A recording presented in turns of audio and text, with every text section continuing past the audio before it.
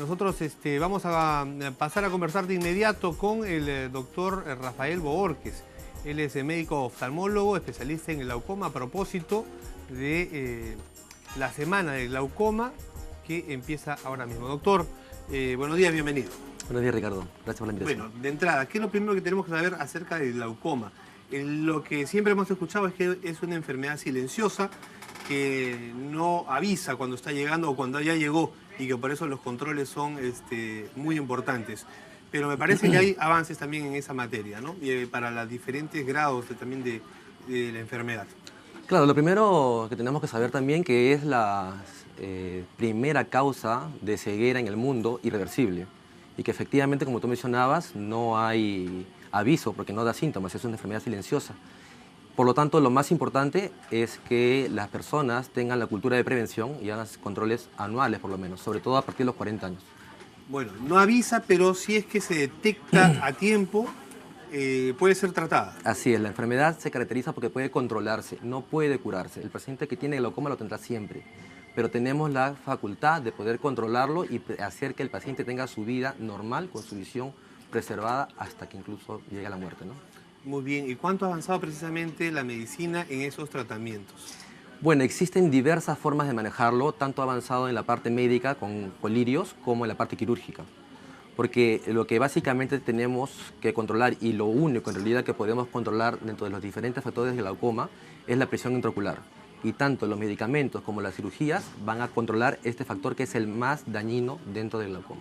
La presión ocular. Así es. Pero me pareció revisar ahora más temprano a propósito de la semana del glaucoma que hay, no sé si diferentes grados o algunas variantes de la enfermedad que sí pueden ser detectadas.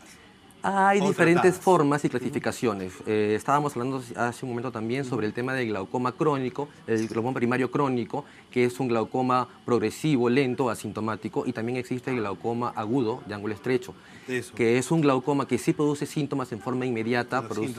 Así es, produce síntomas en forma inmediata. Es una emergencia médica. Hay que estar atentos entonces a esos síntomas también. ¿Cuáles son? En el caso del glaucoma agudo son muy marcados, produce dolor, baja visión, o sea, hasta vómitos puede tener el paciente. Bueno, entonces es evidente y hay que... Eso es evidente y el paciente va a ir al médico. Eso... ¿Se puede confundir con una migraña?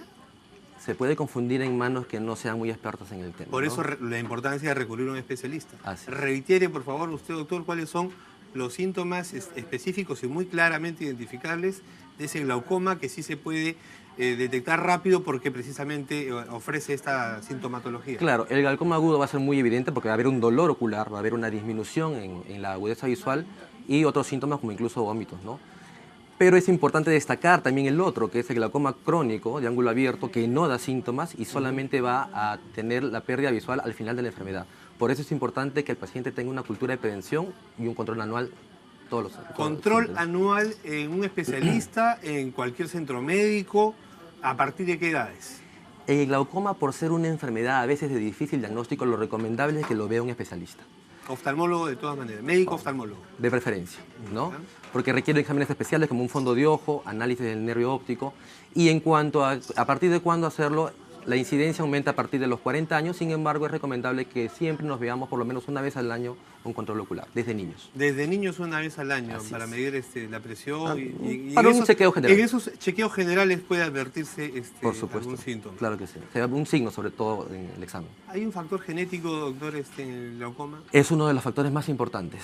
El factor heredofamiliar, así que si una persona tiene un familiar con glaucoma, fácilmente puede haberlo heredado. No necesariamente, pero es importante que esa persona se haga ver. ¿Algunas enfermedades que puedan propiciar glaucoma? Existen algunas enfermedades que podrían condicionar eso, como en el caso de la diabetes, enfermedades reumáticas, ¿no?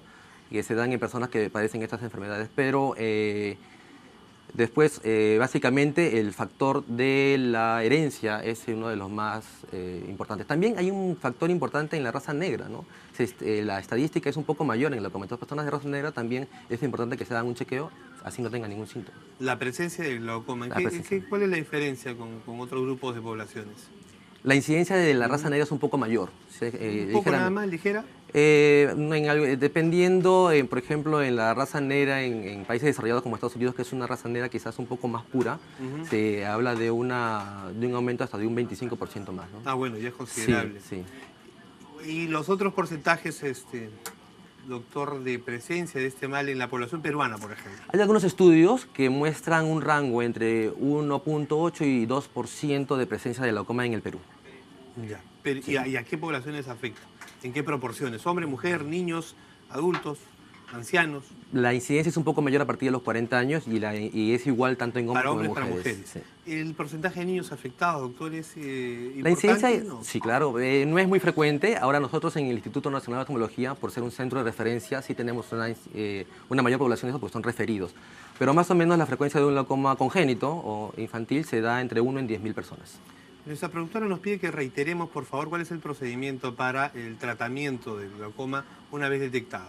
Una vez detectado, primero el paciente tiene que ser tratado con gotas, que son antiglaucomatosas, antihipertensivas, para manejar los rangos de presión. Se puede plantear en una segunda instancia el uso del láser, en algunos casos específicos, y finalmente la cirugía convencional. Hay diferentes formas de cirugías que ya se pueden buscar. Condiciona, doctor, porque ahora a propósito pues del desarrollo tecnológico, todos trabajan o tienen al menos una pantalla, ya sea pequeña, mediana o grande de computadora, claro, frente a él. ¿Eso condiciona? ¿Puede...? Condicionaría otro tipo de patologías, pero no necesariamente está vinculado al glaucoma. Muy bien, doctor. Sí. ¿Mañana es el día central? Así es. ¿Usted participa en alguna actividad? Sí, justo en la institución estamos haciendo un despistaje de glaucoma. ¿Qué institución es, perdón? En el Instituto Nacional de Oftalmología, el INO. El INO. Así es. El principal centro de referencia. Así es, y se está haciendo un descarte todas las mañanas hasta la 1 de la tarde y pacientes que se encuentran con alguna sospecha de glaucoma es derivado al servicio especializado para que sea evaluado. Muy bien, doctor, muchísimas gracias por su presencia aquí. Importante sobre todo para los televidentes de RPP, que ahora saben un poco más sobre la importancia de la prevención, el chequeo al menos una vez al año de este órgano tan importante, la vista. Muchísimas gracias. El doctor Rafael Bojorquez del Instituto Nacional de Oftalmología, médico oftalmólogo especialista en glaucoma.